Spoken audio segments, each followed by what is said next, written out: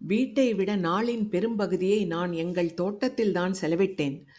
பல்வேறு மரங்களும், குரோட்டன்ஸ் செடிகளும், குறுமரங்களும், பூச்செடிகளும் கொண்ட அதை ஒரு காடாகவும், அதன் ஒட்டுமொத்த பணப்பகுதியின் ராஜாவாகவும் நான் என்னை அறிவித்துக் கொண்டேன். பாப்பு எனக்கு விசுவாசமான மந்திரியாக நான் எங்கு சென்றாலும் பின்தொடர்வாள். காலை எழுந்தவுடன் நாங்கள் செய்யும் முதல் காரியம், வீட்டு முற்றத்தில் வலது பக்கமாக பெரிய கொடை போல் வளர்ந்து நின்றிருந்த இட்லிப்பூ மரத்தில் கையெட்டும் தொலைவில் அன்று புதிதாக பூத்திருந்த பூங்கொத்துகளை பறித்து அதிலிருந்து தேன் குடிப்பதுதான். பால் வெள்ளை நிறத்தில் கொத்தாக ஒரு பெரிய கொண்டையின் வடிவில் பூத்திருந்த அவற்றை அப்படியே மொத்தமாக பற்றி காம்புகளில் இருந்து பிடுங்கி எடுக்க வேண்டும். அப்பொழுது பட் பட் என விடுபடும் பூக்களிலிருந்து புறங்கையிலும் மார்பிலும் எல்லாம் சிறு சிறு தேன் துளிகள் தெறிக்கும். புறங்கையை நக்கிவிட்டு கண்களை மூடி பூக்களின் அடிப்பகுதியை வாயில் வைத்து ஒரே உறிஞ்சாக உறிஞ்சி இழுக்க வேண்டும். 50-60 பூக்களில் இருந்து தேன் மொத்தமாக வாய்க்குள் நுழையும். அது நாவில் பட்டு அதன் இனிமை சட்டென்று வாய் முழுவதும் பருவதை கண்கள் மூடி உணர்வோம்.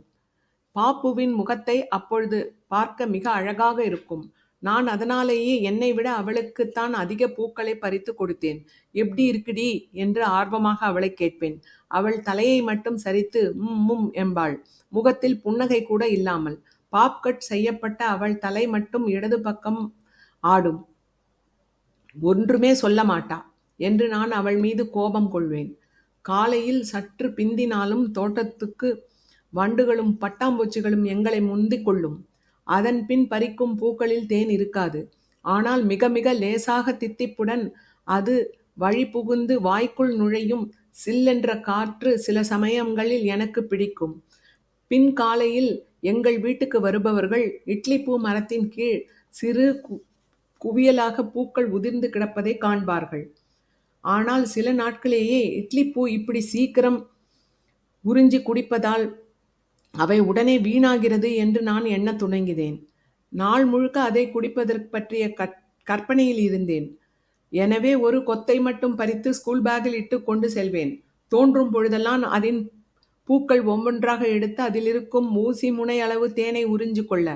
ஆனால் அப்பொழுது நான் நினைவின்மையையே உணர்ந்தேன். எல்லாம் தீர்ந்து போகிறது என்ற எண்ணம் என் கண்களில் நீர் நிறையும். எங்கள் வீட்டில் நின்ற பெரும்பாலான பிற செடிகளுக்கு நாங்களே பெயர் சூட்டினோம். வெள்ளை பூச்செடி, யானைக்காது செடி, பட்டர்ஃப்ளை செடி, கொக்கி முள்ளு செடி, விக்ஸ் புல்லு என. இவை போக சில செடிகளுக்கு நிஷாமாமி பெயர் சொல்லி தந்தார். கண்களைப் போல அழகாக விரிந்திருந்த நீல பூக்கள் கொண்ட செடியை சங்கு புஷ்பம் என்றார். நாங்கள் தரையில் நீள் வடிவமாக வரைந்து அதில் சங்கு புஷ்பத்தை 2 கண்களாகவும், செம்பருத்தி மொட்டை மூக்காகவும், வெள்ளை பூவை வாயாகவும் வைத்து முகம் செய்து விளையாடினோம். விதவிதமான பூக்கள் எங்கள் தோட்டத்தில் இருந்தன. கனகாம்பரம், சங்கு புஷ்பம் போல பெயர் தெரிந்தவை சிலவே. 4 வகை செம்பருத்தி செடிகள் வரிசையாக எங்களுக்கும் நிஷாமாமி வீட்டுக்குமான மதிலை ஒட்டி இருந்தன. மாலை பள்ளி முடிந்து வந்ததும் நானும் பாப்புவும் தோட்டத்துக்கு பூக்களை தென்னை ஓலையில் கோர்த்து மாலையாக செய்து அணிந்து கொள்வோம். ரோஸ் நிற செம்பருத்தியை தவிர பிற எல்லா மலர்களும் அதில் இருக்கும். ரோஸ் செம்பருத்தியை மட்டும் நாங்கள் பறிக்காததற்கு காரணங்கள் இருந்தன. பின் குரோட்டன்ஸ் செடியின் இலைகளை எங்கள் வீட்டு கற்படியில் வைத்து சம்மந்தி அரைப்பது, தண்ணீரில் சேற்றை குழைத்து வீடுகள் செய்வது என எண்ணற்ற விளையாட்டுகள். எல்லாவற்றையும் விட எனக்கு பிடித்தமானது வீட்டுக்கு எதிரே நிஷாமாமியின் சுவர் ஓரம் நின்ற கொய்யா மரந்தாம். பெரும்பாலான நாட்கள் நான் அதன் மீது ஏறி அமர்ந்துதான் என் நேரத்தை செலவிட்டேன். வழுவழுப்பான அதன் உடலில் வளரும் குழந்தை போல எப்பொழுதும் தோல் உரிந்து கொண்டிருக்கும். அதன் மேல் எப்பொழுதும் அணில்களும் சிறு குருவிகளும் நடமாடின. மேலே உயரத்தில் இலைகளை சேர்த்து ஒரு பந்தாக மிச்சிறுகள் கூடு கட்டியிருந்தது. ஆகவே மரத்தின் 4வது கொப்பு வரை என்னால் ஏறி செல்ல முடியும். என்றாலும் 3வது கொப்பு தான் என் எல்லை என்று நான் வகுத்து கொண்டேன். அப்பொழுது அங்கு ஒரு 2 கிளைகள் பிரியும் இடத்தில் அம்மாவின் பழைய சேலை ஒன்றை தூளி போல் கட்டி அதில் அமர்ந்து கொள்வேன். எனக்கு தேவையான படம் பார்க்கும் புத்தகங்கள், பேப்பர், கலர் பென்சில்கள் எல்லாவற்றையும் மேலே எடுத்து சென்று விடுவேன். மேலே மிசுறுகளின் கூட்டை போல, கீழே அது என்னுடைய தனி வீடு. அங்கு வேறு யாரும் வர முடியாது என்று எண்ணிக்கொள்வேன். அங்கு அமர்ந்து நான் வரைந்த ஓவியங்கள் எல்லாம் அர்த்தமில்லாத வடிவத் தொகைகளாக இருந்தன. அரை வட்டங்களாக, முக்கோணங்களாகவும் கட்டி எழுப்பப்பட்ட உயரமான கோபுரங்கள், கட்டிடங்கள். பாப்புவால் கொய்யா மரத்தின் முதல் கொப்பு வரை தான் ஏற முடியும், அதுவும் குட்டனின் உதவியுடன். குட்டனின் காதை பிடித்து தரதரவென்று இழுத்து வந்து அவனை ஒரு ஸ்டூல் போல் நிறுத்தி பொறுமையாக அவன் மீது கால் வைத்து முதல் கொப்பு வரை தாவி விடுவாள். பின்பு அங்கு நின்று கொண்டு அஜி மேலே ஏத்திவிடு என்று சினுங்குவாள். நான் பாப்பு, இங்கெல்லாம் நீ வர முடியாது, டேஞ்சர் என்று அவளை எச்சரித்து கீழே இறக்குவேன். உதடுகளை பிதுக்கி அமைதியாக கண்ணீர் தழும்ப சற்று நேரம் நின்றுவிட்டு உள்ளே ஓடிச் செல்வாள். எப்பொழுதுமே சத்தம் போட்டு அழுவது அவளுக்கு வழக்கமில்லை. அன்றைய மழை நாளுக்குப் பின் என்னிடம் நல்ல நண்பனாகிவிட்ட குட்டன் பாப்புவை அவனது முழு நேர பொறுப்பாக ஏற்றுக்கொண்டான். என்னிடம் எப்பொழுதும் ஆண் நண்பர்களுக்கே உரிய விளக்கத்துடன் வலம் வரும் அவன் தங்கையை தன் செல்ல குழந்தையாகவே கருதினான். பாப்பு அவன் வாலை பிடித்து இழுத்தாள், காதுகளை பிடித்து தொங்கினாள். மேலே ஏறி அமர்ந்து என்னோட குதிரை பாத்தியா என்றபடி சவாரி செய்வாள். ஆனால் குட்டன் அமைதியாக சின்னஞ்சிறுசுகள் என்ற பாவனையில் எல்லாவற்றையும் நின்று கொடுத்தான். நாங்கள் மூவரும் காலையில் அலுவலகம் பள்ளிக்கூடம் சென்ற பின் நிஷாமாமி வீட்டில் நின்ற பாப்புவுக்கு அவன்தான் காவல். அவள் கோழிகள் கிண்டிவிடும் சேற்று மணலில் இறங்குகையில் பின்னால் இருந்து பிராக்கை பிடித்து இழுப்பான். வீட்டு எல்லையை தாண்டி சென்றால் குறைத்து நிஷாமாமியை அழைப்பான். பின் மதியம் நான் பள்ளி முடிந்து வீட்டுக்கு வரும் சமயத்தில் மட்டும் இருவரும் ரோட்டில் வந்து நிற்பார்கள். நான் கொய்யா மரத்தை ஒட்டி ஒரு குரோட்டன்ஸ் செடியும் ஒரு உயரமான தென்னை மரமும் நின்றன. அந்த தென்னையில் நாங்கள் அவ்வீட்டில் குடிவந்தது முதல் 4-5 ஓலைகளும் 2 தேங்காயும் மட்டுமே நான் பார்த்திருக்கிறேன். 3 வருடங்களுக்கு முன்பு அதன் மீது இடி விழுந்ததாக சொன்னார்கள். அப்பா ஓலை உதிர்ந்த தடத்தை வைத்து தென்னை மரத்தின் வயதை கண்டுபிடிக்கும் வழியை எனக்கு சொல்லித் தந்திருந்தார்.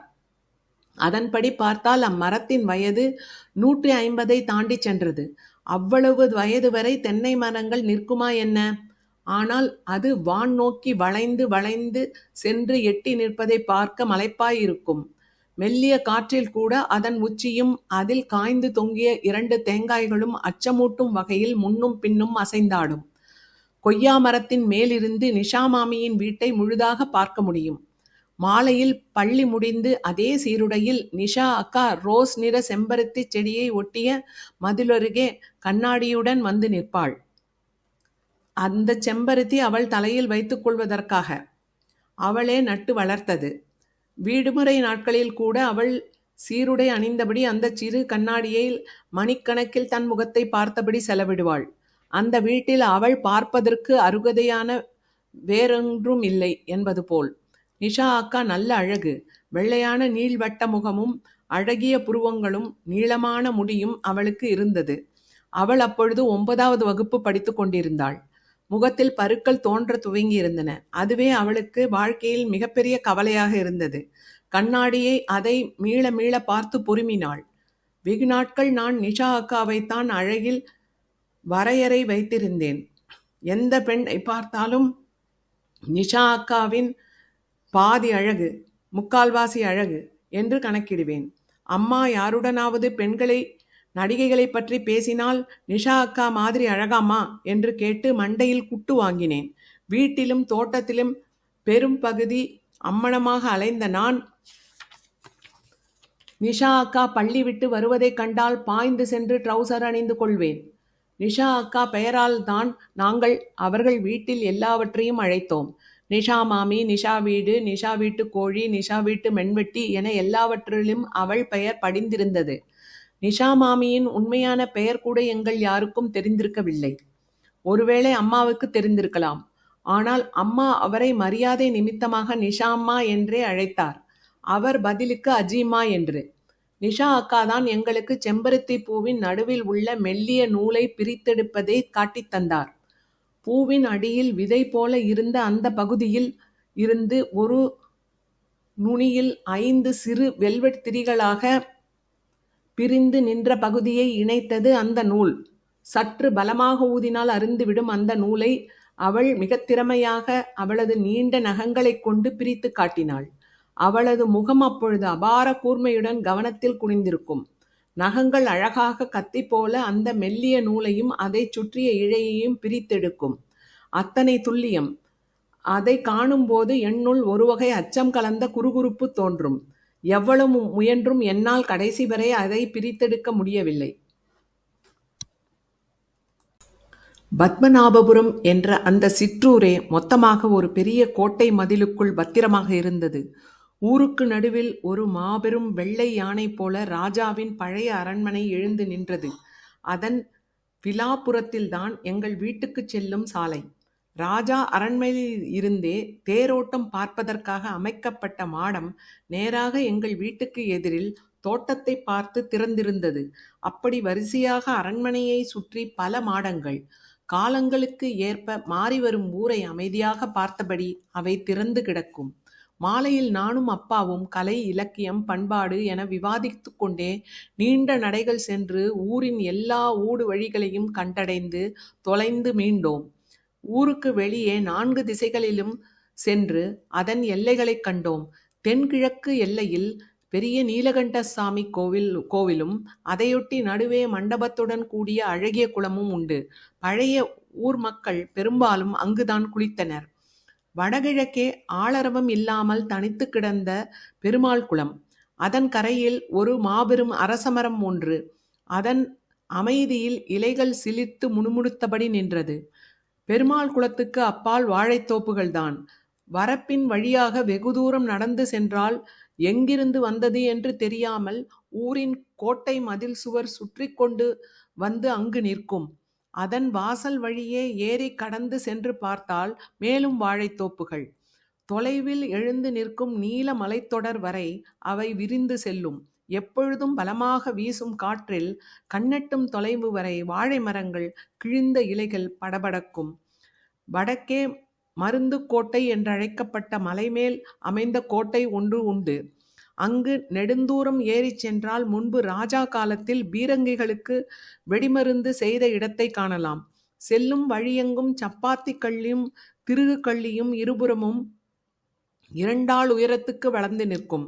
அவையெல்லாம் ராஜாவால் கழிவேற்றி கொல்லப்பட்டவர்களின் நினைவாக நடப்பட்டவை என்று அப்பா சொன்னார். வடமேற்கு மூலையிலும் அதே போல் பழமையான ஒரு முருகன் கோவிலும் அதை ஒட்டி குளமும் தான் எல்லை. தென்மேற்கு பகுதியில் மட்டும் கோட்டை மதிலை ஒட்டி அதை ஒரு புற சுவராக கொண்ட சிறிய ஆஸ்பெஸ்டாஸ் கூரைகள் வீடுகள் வரிசையாக நின்றன. மாலையில் நாங்கள் நடை செல்கையில் அந்த வீட்டு பெண்கள் சாலையோரத்தில் அடுப்பை மூட்டி சமைத்தனர். குழந்தைகள் மெலிந்த உடலும் சடைபிடித்த செம்பட்டை தலையுமாக காலி டப்பாக்கள், கற்கள், குச்சிகள் என கையில் கிடைத்தவற்றை வைத்து ஓசையுண்டாக்கி விளையாடினர். நாங்கள் கடந்து சென்றபோது விளையாட்டை நிறுத்தி மூக்குழுக எங்களை வேடிக்கை பார்த்தனர். நாட்கள் செல்ல செல்ல ஊரில் எல்லா முகங்களும் இடங்களும் எனக்கு பழகின. ஊரின் டீக்கடை, அரிசி மில், எண்ணெய் கடை, தேரடி எல்லாவற்றிலும் பரிச்சயமான முகங்கள் புன்னகைத்தன.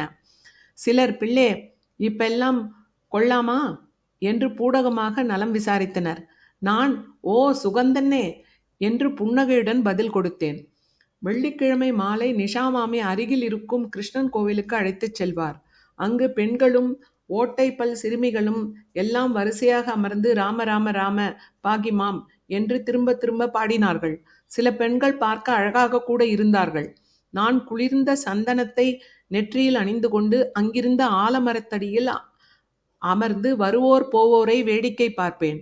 வாய் நோக்கல் என்று அவர்கள் அதை அழைத்தார்கள்.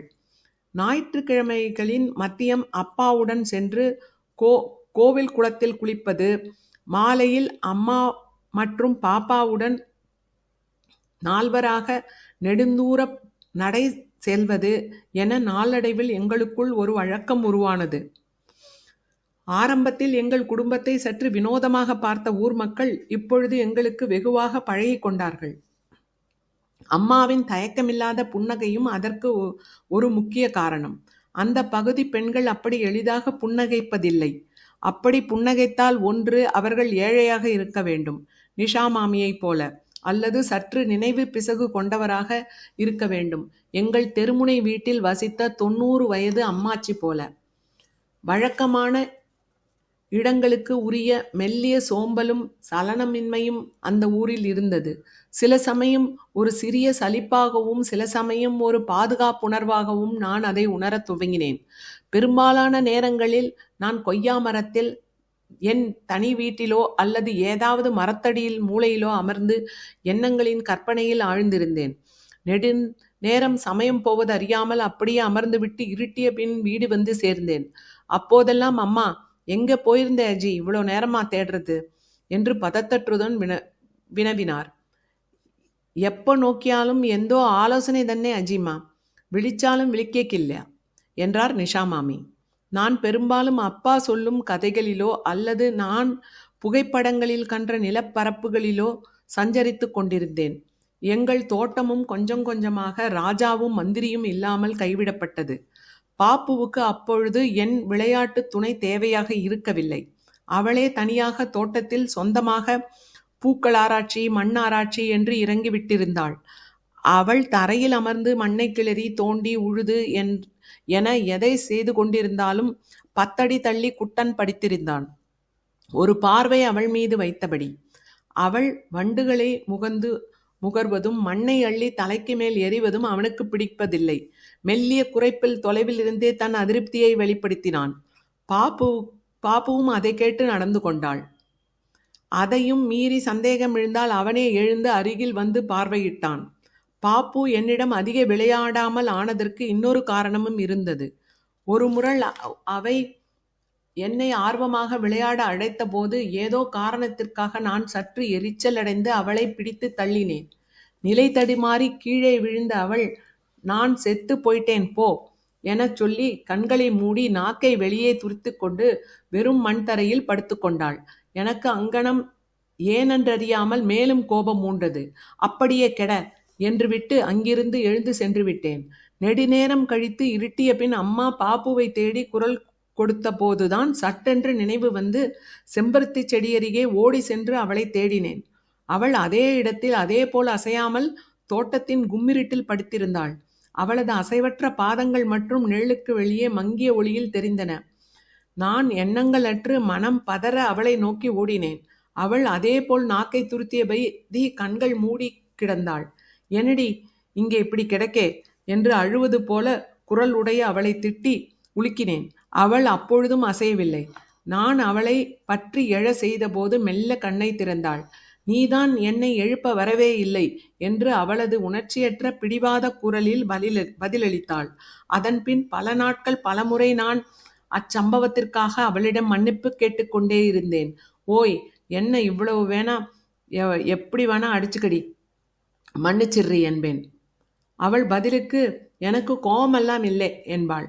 ஆனால் ஒவ்வொரு முறையும் அவள் ஏதோ சொல்லாமல் விடுவது போல தோன்றும். ஏன் அப்படி அன்று கிடந்தாள் என்ற கேள்விக்கு அவள் ஒன்றுமே பதில் சொன்னதில்லை. சில நேரங்களில் நான் அவளை வற்புறுத்தி என்னை அடிக்கச் செய்தேன். கைகளை பலமாக ஓங்கியபடி அருகில் வந்து பயம் காட்டி பின் மெல்ல லேசாக தோள்களில் தட்டுவாள். நான் அவளை அப்படியே சேர்ந்து அணைத்துக் கொள்வேன். ஆனால் அன்று அந்த சம்பவத்தின் பின் இயல்பாக நாங்கள் சேர்ந்து விளையாடுவது குறைந்தது. எங்கள் வீட்டுக்கு விருந்தினர்கள் வந்த போது மட்டும் மீண்டும் பழைய உற்சாகம் தோன்றியது. அவர்கள் பார்வையில் மீண்டும் எல்லாவற்றையும் காண்பது போல. அவர்களையும் கைப்பிடித்து அழைத்துச் சென்று ஒவ்வொரு அதிசயமாக காட்டினோம். கிணற்றில் பூனை விழுந்த கதை, இடிவிழுந்த தென்னை மரம், இட்லி பூ மரத்தில் தேன் குடிப்பது என்ன எல்லாவற்றையும் அவர்களுக்கு அறிமுகப்படுத்தினோம். நாங்கள் அவ்வீட்டில் குடி வந்து சில மாதங்கள் கடந்த பின் பெரும்பாலான வார இறுதிகளில் அப்பாவை சந்திக்க விருந்தினர்கள் வந்தனர். நான் பள்ளி விட்டு வரும்போது வாசல் அருகிலேயே புதிய சூட்கேஸின் மனம் கிடைத்துவிடும். இஸ்திரி செய்த துணியும் ஈர டவலும் சோப்பும் கரப்பான் உருண்டையும் கலந்த ஒரு மனமும் அது. கெஸ்ட் வந்திருக்காங்களாமா என்று ஆர்வமாக துள்ளி குதித்து வீட்டுக்குள் நுழைவேன். எல்லா விருந்தினர்களையும் தவறாமல் பத்மநாபபுரம் அரண்மனைக்கு அழைத்துச் சென்றோம்.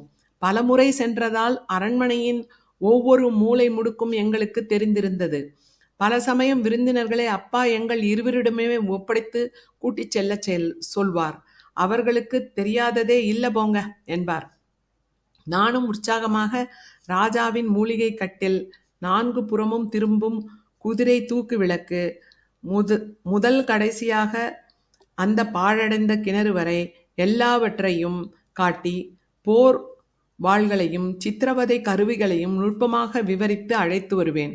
சில இடங்களில் நான் அவர்களை பாப்புவிடமே முழுமையாக ஒப்படைத்து விடுவேன். கொலுசுகள் அணிந்த புஷ்டி கால்களை வைத்து தத்து பித்து என்று ஓடி ஒரு தேர்ந்த வழிகாட்டியைப் போல அவள் அரண்மனையின் எல்லா சுவாரஸ்யமான அம்சங்களையும் காட்டி கொடுப்பாள்.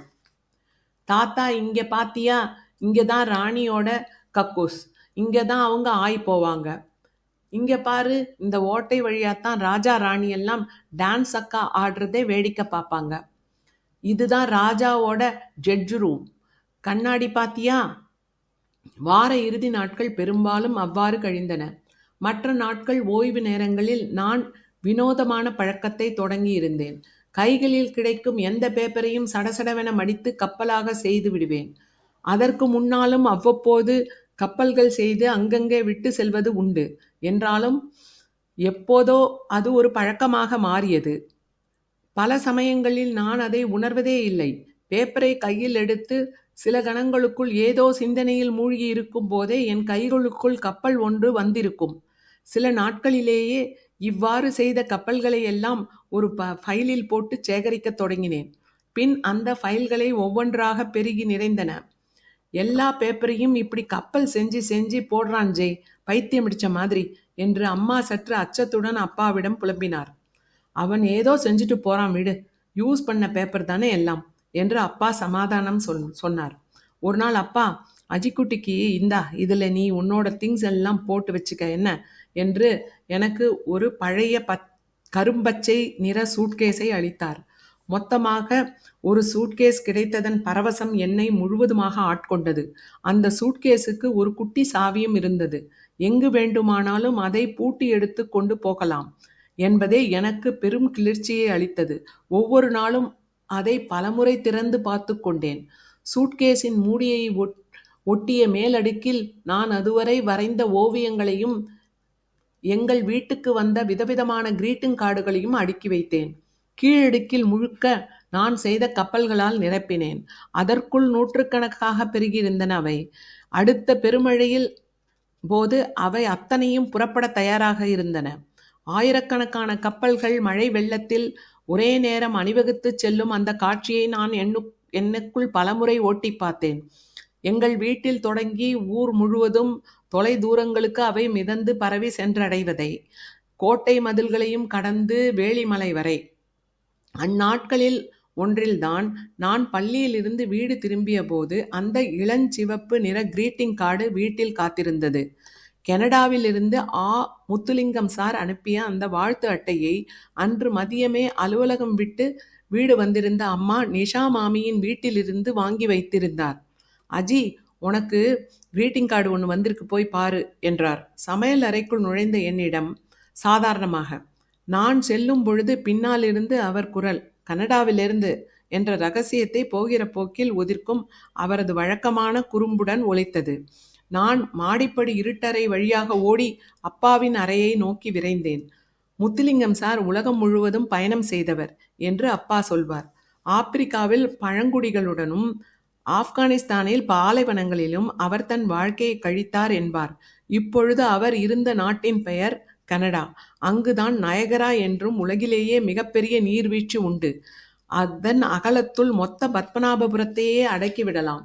ஒவ்வொரு வருடமும் புத்தாண்டுக்கு ஒன்றும் அப்பாவின் பிறந்த நாளுக்கு ஒன்றும் என அவர் எங்களுக்கு வாழ்த்து அட்டைகளை அனுப்பினார். அதன் முறை மீது அவரது பெரிய கையெழுத்தும் நீல நீர்ப்பரப்பின் மேல் ஜோடியாக பறக்கும் அன்னப்பறவைகளின் படம் போட்ட 2 ஸ்டாம்புகளும் ஒட்டப்பட்டிருக்கும். உள்ளே அவரது வாழ்த்து குறிப்பை கொண்ட கிரீட்டிங் கார்டு. பல சமயம் உள்ளே நயகரா அருவியின் சில புகைப்படங்களும் இருந்தன. 2 கிளைகளாக பிரிந்து பொழிந்த அந்த அருவிக்கு அருகே மாபெரும் வெள்ளைத்தூண் என அருவிச்சாரல் வான்நோக்கி சுழன்றெழுந்தபடி உறைந்திருக்கும். அந்த வருடம் அப்பாவின் பிறந்த நாளை ஒட்டி அவர் அனுப்பியிருந்த அந்த வாழ்த்து அட்டை மார்ச் மாதமே எங்களை வந்தடைந்திருந்தது. நான் பாய்ந்து சென்று அப்பாவின் வாசிப்பறை மேசை மீது வைக்கப்பட்டிருந்த அந்த பழுப்பு நிற உரையை ஸ்டாம்புகள் கிழியா வண்ணம் கவனமாக பிரித்தேன். உள்ளே வழக்கத்தை விட சற்று கனமாக இருந்த அந்த வாழ்த்து அட்டை நடுவே சிறிய புடைப்புடன் இருந்தது. கெட்டியாக முகப்பு அட்டை பிரித்தபோது அது சன்னமான குரலில் இசையுடன் பாடத் தொடங்கியது. அந்நியமான ஆங்கில உச்சரிப்பில் ஹாப்பி பர்த்டே என்ற 2 வார்த்தைகளுடன் மட்டும் அதன் கலவையான ஒலியிலிருந்து என்னால் பிரித்தறிய முடிந்தது. 30 நொடிகள் வரை இடைவிடாது பாடி நிறைவு சென்றது. சற்று நேர ஓய்வுக்குப் பிறகு மீண்டும் பாட ஆரம்பித்தது. அட்டையை மூடியதும் சற்றென்று பாடுவதை நிறுத்தியது. சமையலறையில் இருந்த அரிசியை வாயில் இட்டு மென்றபடி வந்த அம்மா, "என்ன அஜி, சத்தம் கேட்குது அதுலேருந்து?" என்று ஆர்வமாக கேட்டார். "ஆமாம்மா, தொறந்தா பாடும், மூடுனா நின்னுடும். மேஜிக் கார்டு" என்றேன். அதை பற்றி முன்கூட்டியே எல்லாம் தெரிந்தது போல. அன்று முதல் என் சூட்கேஸின் பெருமைமிகு புது வரவாக அந்த கார்டு இடம்பெற்றது. 1 வாரமாக தினமும் காலை மாலையில் பள்ளியிலிருந்து வந்தவுடன் இரவில் என மீண்டும் மீண்டும் திறந்து அதன் இசையை கேட்டேன். பள்ளியில் இருக்கும் பொழுது கூட அது தலைக்குள் புகுந்து இடைவிடாமல் ஒலித்தது. இப்பொழுதெல்லாம் பள்ளி இறுதி மணி அடித்ததும் நான் வழக்கமாக வரும் தேரடி பாதையில் அல்லாமல் சில மதில்களை ஏறித் தாவி அடர்ந்த நிழல் கொண்ட புளியந்தோப்பொன்றின் வழியாக குறுக்கு வழியில் பாய்ந்து வீடு வந்து சேர்ந்தேன். வீட்டில் எப்பொழுதும் அந்த கிரீட்டிங் கார்டும் கையுமாக அலைந்தேன். பாப்புவுக்கு ஆரம்பத்தில் அதன் மீது சற்று ஆர்வம் இருந்தாலும் பின்னர் அதை பெரிதாக கண்டு கொள்ளவில்லை. நான் மட்டும் தனியாக ஒவ்வொரு ரகசிய இடங்களுக்கும் சென்றமர்ந்து அந்த இசையை கேட்டபடி திரிந்தேன். என் கொய்யாமர வீட்டுக்கு அதை எடுத்துச் சென்று வைத்து கொண்டேன். அப்பொழுது ஒரு நாள் அம்மா போகிற போக்கில், "அஜி, சும்மா சும்மா அதை திறந்து கேட்டா அதோட பேட்டரி தீர்ந்து போயிடும். அது ஃபாரின் பேட்டரி, இங்கெல்லாம் கிடைக்காது பார்த்துக்க" என்ற அதிர்ச்சி செய்தியை சொன்னார். அதுவரை உண்மையிலேயே அது ஏதோ ஒரு மேஜிக் என்று தான் எண்ணி இருந்தேன். அதன்பின் நான் அந்த அட்டையை திறந்து ஆராயத் தொடங்கினேன். முதலில் அதை மெல்ல திறந்து எந்த புள்ளியில் அது பாடத் தொடங்குகிறது என்று கண்டடைய முயன்றேன். மேலும் மேலும் துல்லியமாக குறுகி அந்த மாயப்புள்ளியை எட்டினேன். அதிலிருந்து ஒரு எறும்பின் அசைவு அசைந்தாலும் சட்டென பாடத் தொடங்கும் அந்த விந்தை. பிறகு அட்டையை திறந்து அந்த சூஷ்மத்தை கண்டுபிடித்தேன். மேல் முகப்பு அட்டையில் இருந்த சிறு பேப்பர் துண்டு இணைப்பு அது பாடும் மையப்பகுதிக்கு சென்றது. அந்த இணைப்பு 2 உலோகத் தகடுகளை ஒட்டவிடாமல் பிரித்து நடுவில் சென்றமர்ந்தது. கார்டை பிரிக்கும்போது அந்த பேப்பர் நகர்ந்து விலகுவதால் உலோகத் தகடுகள் ஒன்றை ஒன்று தொட்டுக்கொள்ள இசை எழுந்தது. நான் கார்டை திறந்து அது பாடத் தொடங்கிய போது வெவ்வேறு சிறு துண்டு பேப்பர்களை கிழித்து அந்த தகடுகளுக்கு இடையே பொருத்தினேன். இசை சட்டென்று நின்றது. ஒரு பெரிய மர்மம் அன்றுடன் முடிவுக்கு வந்தது போல தோன்றியது.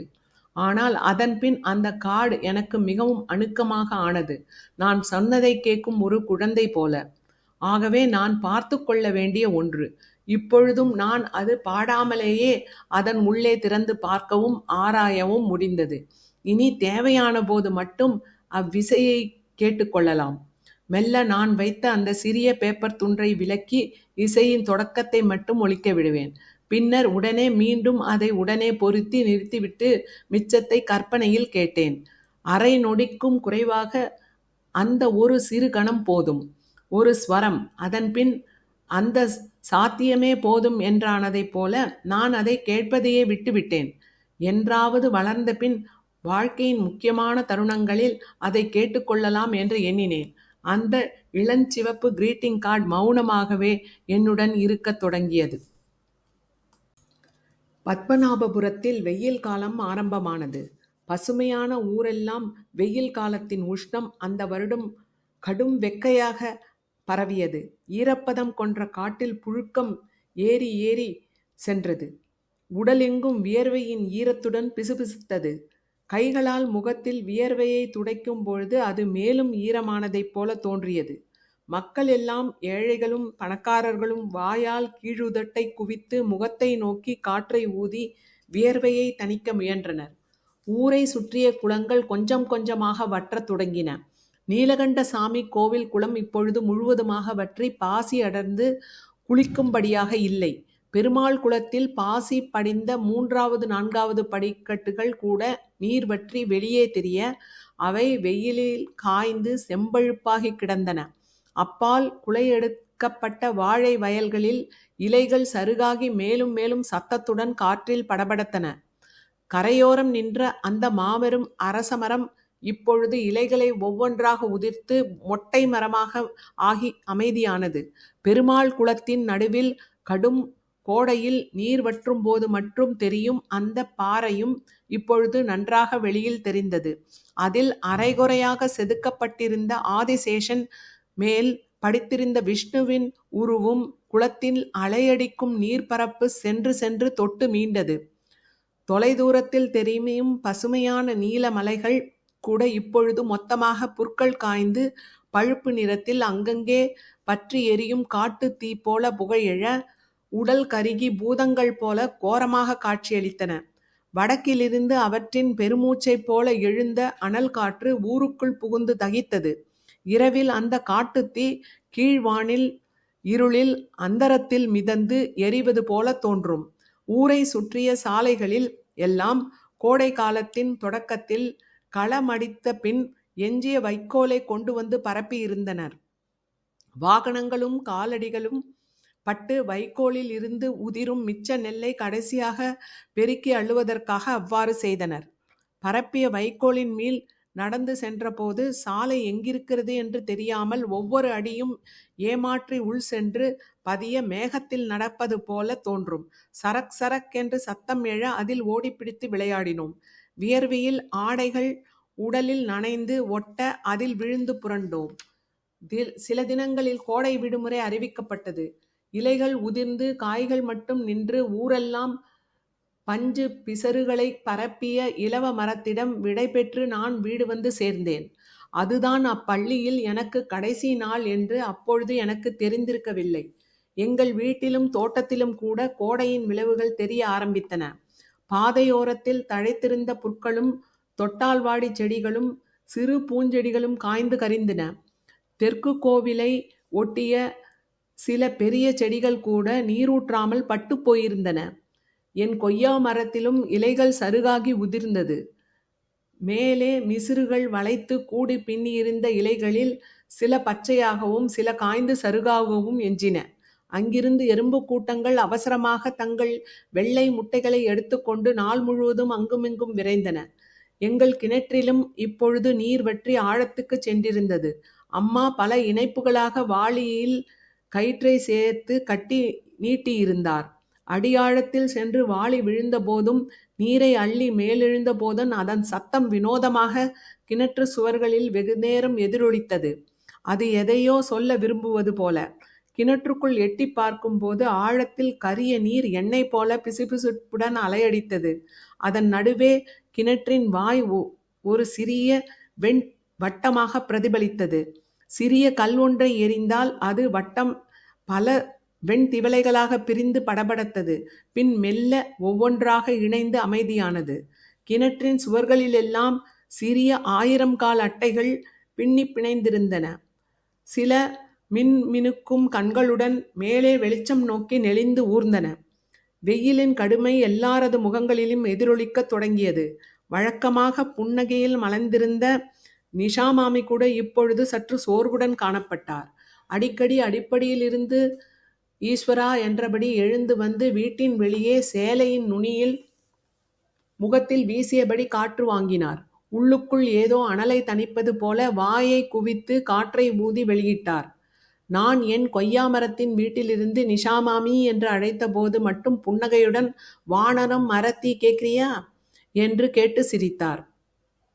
விடுமுறை நாட்களில் ஊரில் ஆண்கள் பெரும்பாலும் கையில் ஒரு வெட்டுக்கத்தியுடன் அலைந்தனர். கூர்மையாக உரசி தீட்டு வைத்திருந்த அதற்கு விறகு முறிப்பதும் களைகளை வெட்டுவதும் தான் வேலை. என்றாலும் செல்லும் வழியெங்கும் அதை சுவர்களில் உரசி மண்ணில் கொத்தி மரங்களின் பட்டைகளை செதுக்கி அல்லது அதில் ஓங்கி அரைந்து நிறுத்த செய்து என ஏதாவது செய்தபடி தெருக்களில் நடமாடினர்.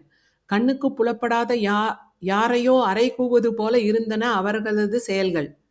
1314 கப்பல்கள் தொடரும்.